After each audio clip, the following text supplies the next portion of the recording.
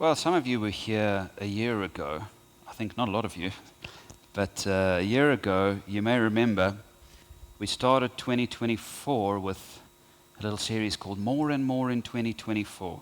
And I preached about it's going to be a year of more grace and more giving and more growth. That was the title, or those were the sermons.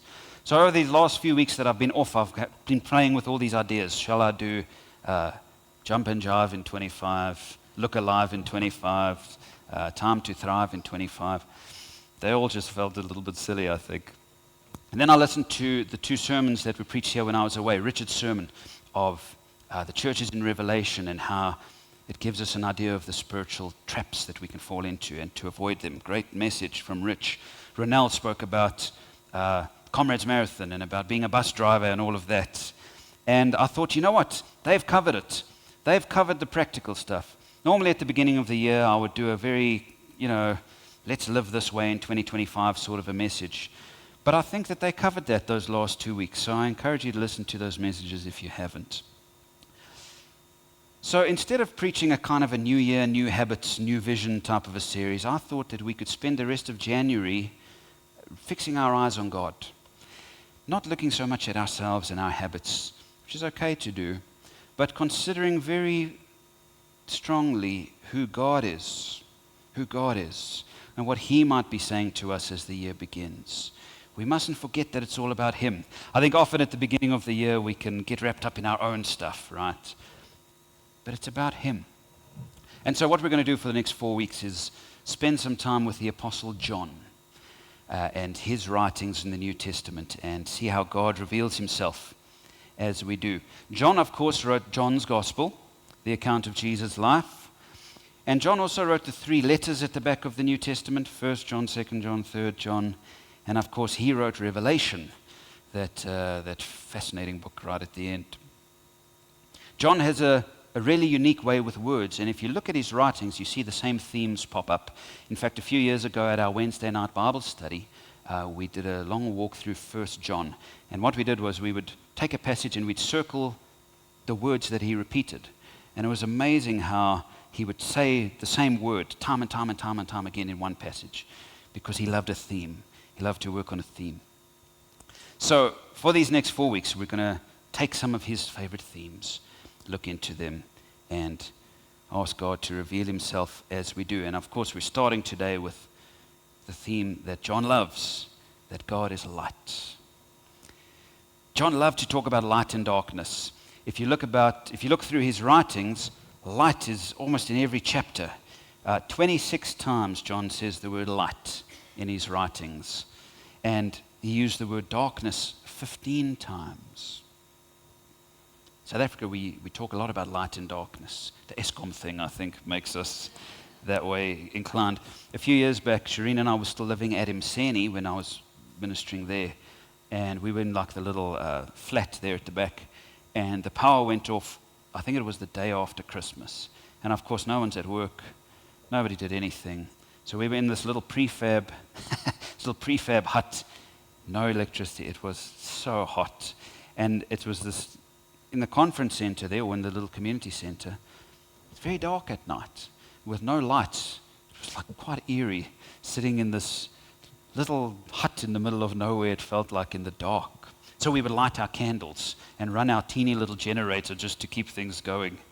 And man, when the lights came back on, it was like, oh, let the light shine. We felt so excited when the lights came back on. And so John uses this light versus darkness thing, and I think it's because we know what he's talking about. It's very obvious to us, light versus darkness, and we catch it. So, 3 thoughts today about God being the light. The first is this, that God is revealed as the light of the world. Number 1. God is the light revealed. Have a look at John's opening words of his gospel, where he's talking about Jesus. In Him was life, and that life was the light of all mankind. The light shines in the darkness, and the darkness has not overcome it. There was a man sent from God whose name was John. He's not talking about himself, he's talking about John the Baptist. He came as a witness to testify concerning that light, so that through him all might believe. He himself was not the light. He came only as a witness to the light. The true light that gives light to everyone was coming into the world. You can see how John loves to take a word and go with it. And so he says Jesus came, and he came as a light. He's revealed as a light in the dark world. In fact, when John wrote his first letter to the churches, look at this. He says to them, this is the message we've heard from him, from Jesus, and declare to you, God is light. Straight away, he's bringing in that theme. In him, there is no darkness at all. God is revealed to the world as light. What's the brightest light you've ever seen? Is it your cell phone when you unlock it at 1 a.m.? It kind of lights up the whole room. 2017, a group of physicists from the University of Nebraska-Lincoln created a light apparently 1 billion times brighter than the surface of the sun. The brightest light ever produced on Earth. It was a laser beam that can be used in medical equipment and computer chips and so on. 1 billion times brighter than the sun. But here's the truth, God is brighter still. In fact, God is infinitely brighter than the brightest light you can ever imagine. In Exodus 33, Moses asked God to show him his glory, and we read this in verse 19 and 20. God says to him, I will cause all my goodness to pass in front of you, and I'll proclaim my name, the Lord, in your presence. I will have mercy on whom I will have mercy. I will have compassion on whom I will have compassion. But, he said, you cannot see my face, for no one may see me and live. God's person is so bright that if we had to glimpse him, we would not live. I don't think God was just saying this as a kind of a boast, saying to him, look how great I am. I think he was saying with loving warning to Moses, I am too bright for your human senses. If your human senses had to see me, you would melt instantly. I am too bright for a human to see. Many times in the Bible, when people encounter God, there's a bright light, right? Paul, in Acts chapter 9, walking down the road to Damascus, and a light from heaven shines, and Jesus appears in the light. The light was so bright, Paul was blinded for a short time. Years before this, Daniel had a vision of an angel come down to the river. And Daniel talks about this angel's face being like lightning. And Daniel sees it and he falls into a deep sleep. It's like his body can't handle it, so he just passes out. John himself, at the beginning of the book of Revelation, has this vision of Jesus, and he says that his face was shining like the sun. That's why we sang that song, right? Shining like the sun. And John, of course, falls at his feet as though dead at the beginning of Revelation. If we had to see the full brightness of God's glory, I think we would just melt. But he reveals himself as light. Did you ever try to look at the sun for as long as possible as a kid? I remember trying to see how long I could look at it, and then, okay, that's too much. Imagine trying to look at God and not even being able to spend a millisecond looking at his light. God is revealed as light. So John says, God is light, in him is no darkness.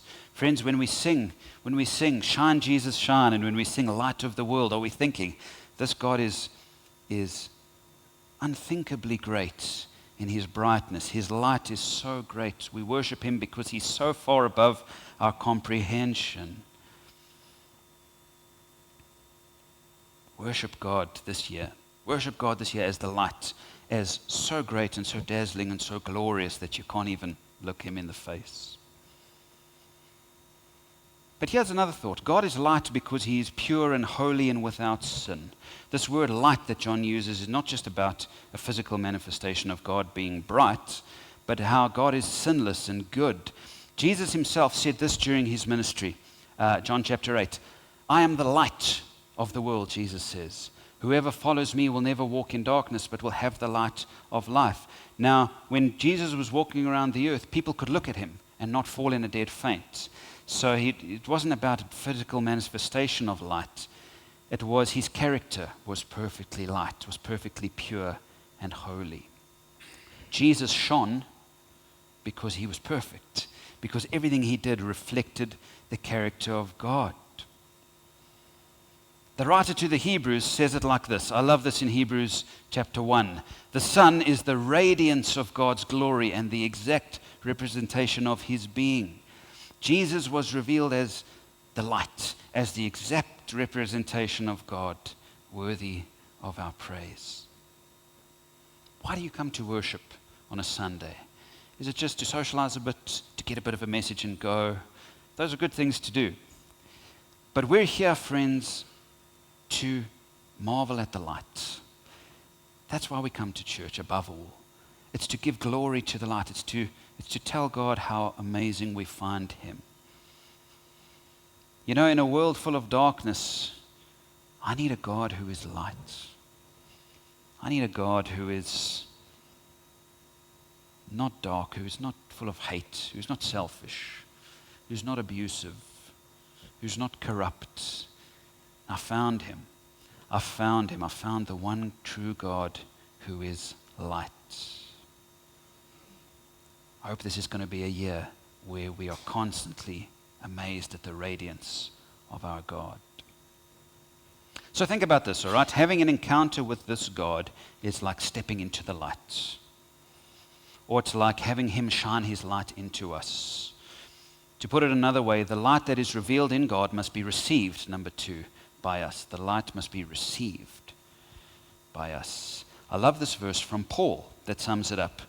For God, Paul says, who said, "Let light shine out of darkness," made his light shine in our hearts to give us the light of the knowledge of God's glory displayed in the face of Christ.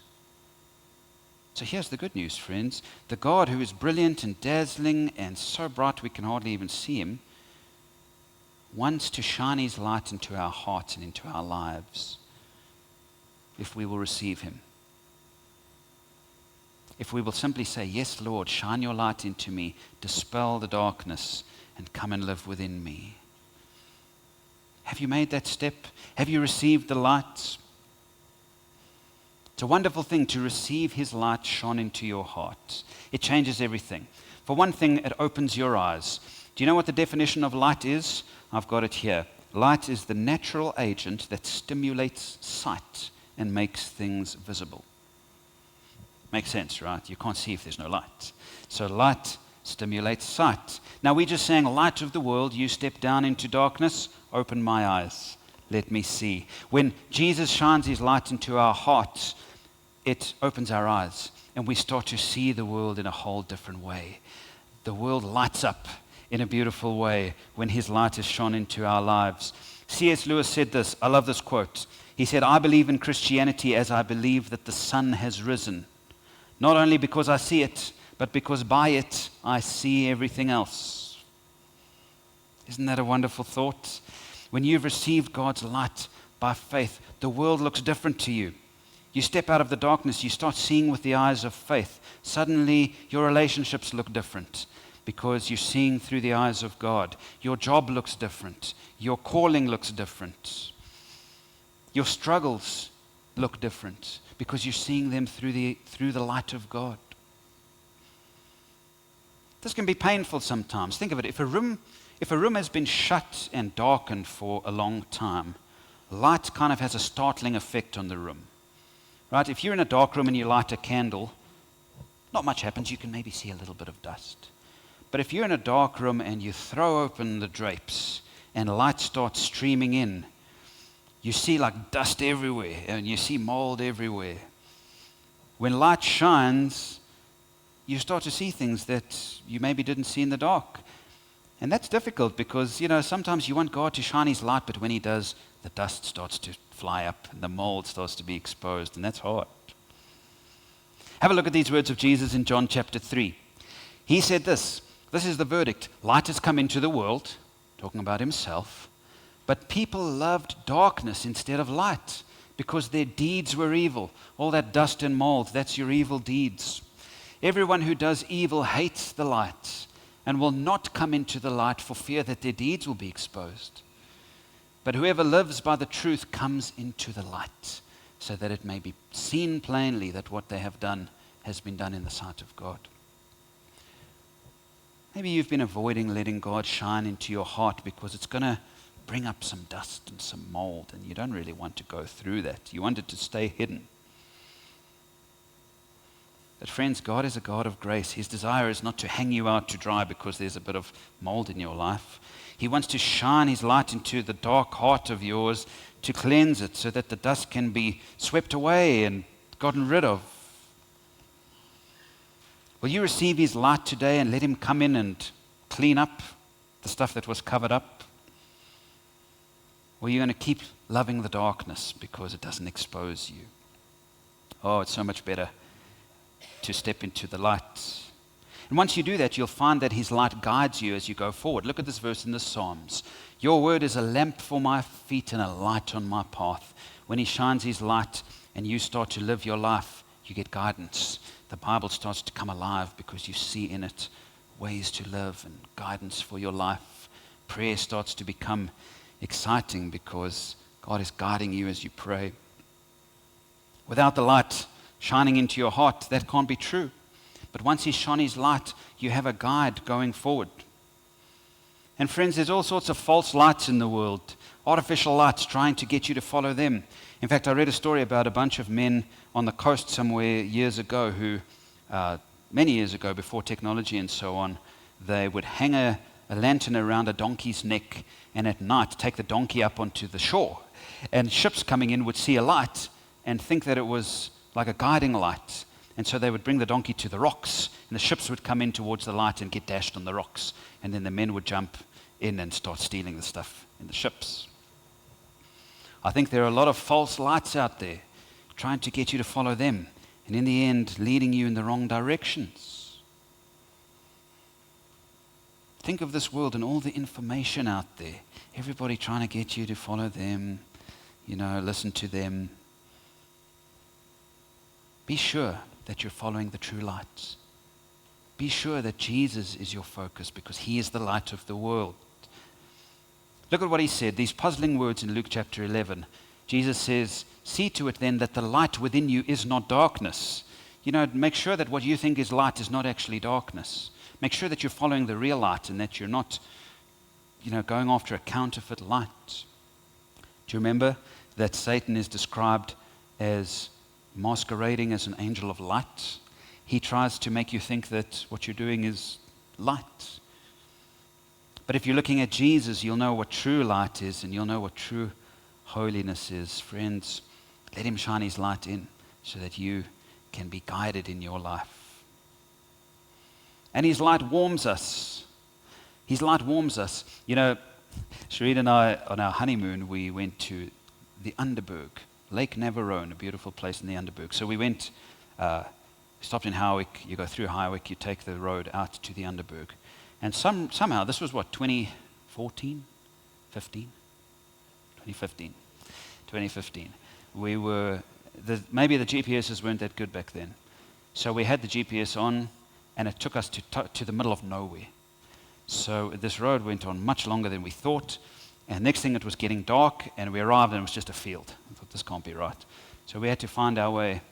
Eventually, we discovered that this lake was up in the mountains, and it was now dark. So now we're driving up this mountain. No street lights. I think if we'd seen the road we were driving, it would have freaked us out because it was quite harrowing, the drop off. But we eventually got there, and it was just pitch black. So we parked, we found our keys in our little unit, and we went in and we went to bed.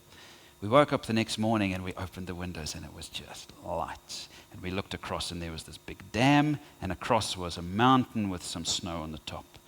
And it was like, wow, wow, wow, wow. It was actually even more beautiful because we'd arrived in the dark. And when we got to throw open the curtains, it was beautiful. So it was in July, Shireen's idea to have a winter wedding. And and so it was freezing out. So, we did a walk or two in the middle of the day, but we spent most of the time in the little cottage. And they had a little sun bed in like a reading nook next to the door. And we spent tons of time on this little sun nook. And the sun shone in. It was freezing outside, but it was warm in that little place. When you throw open the lights or the drapes and God shines His light, it warms you up. The cold out there doesn't doesn't get through anymore. You're warmed up. Melts away the frost and the ice. Or you come to him today and ask him to shine his light into your heart so that you can be warmed up, so that you can be guided, so that you can have your eyes opened. God is the light revealed, but he's got to be the light received. If you don't receive him by faith, you'll still be in darkness, following artificial lights that do nothing.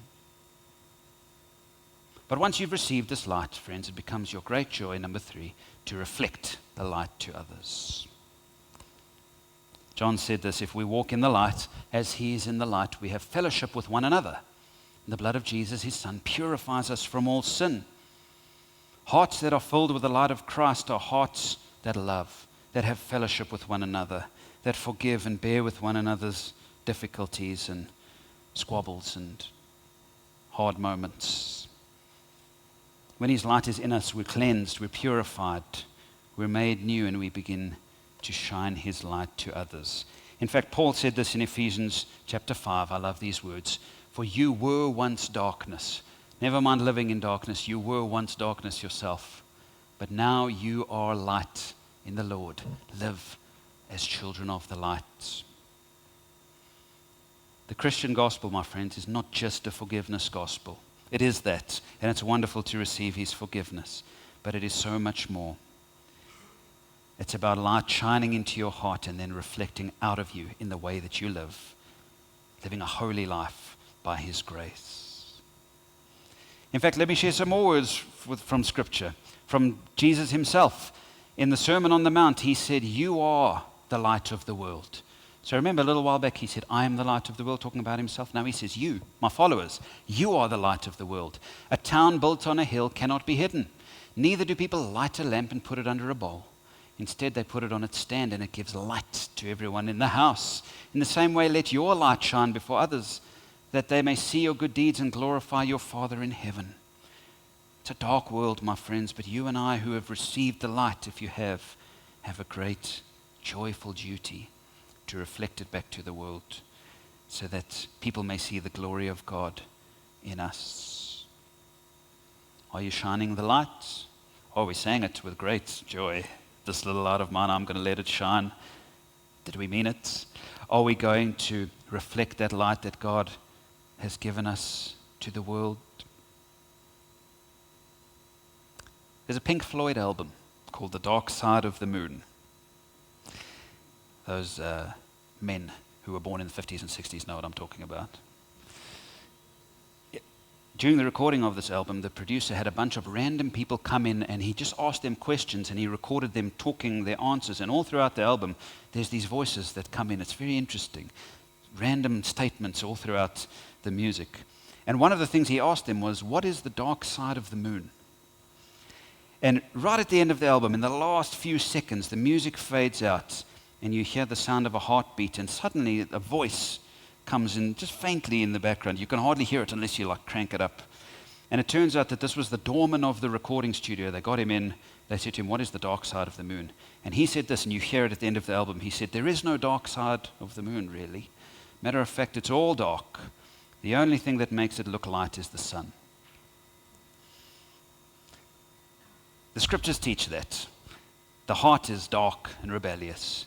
But when God shines his light, we begin to reflect it.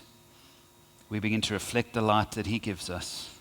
And people start to see his light reflecting off of us. We are moons designed to reflect the sun.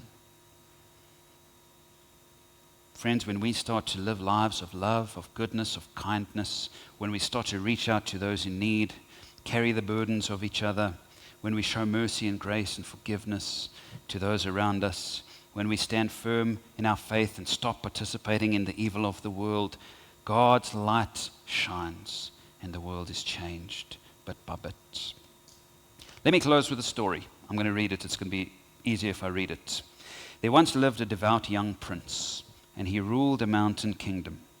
Desiring to build a monument to God as a reminder to his subjects of their dependence upon God and his power, he established near his capital city a unique chapel for worship. on a hill overlooking the valley where his people dwelt. Travelers reported it to be a charming spot, reached only after a considerable climb up a winding path.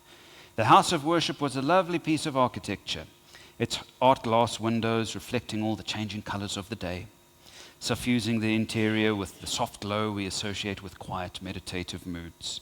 But in this chapel, there was one thing different from every other chapel built before that time and perhaps since.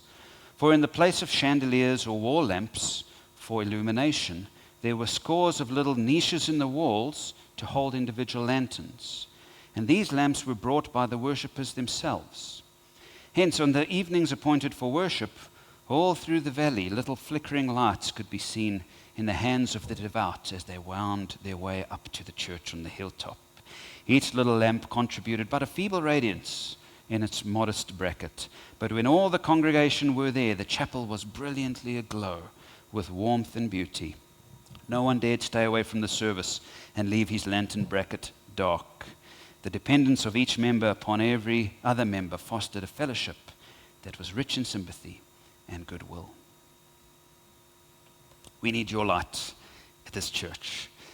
Maybe we don't have little niches in the wall, but there's a little niche in this community that only you and your light can bring. And maybe by itself it's a little light, but when we're all shining our lights together, this place is going to shine bright. So will you come this year bringing your light, whatever that is?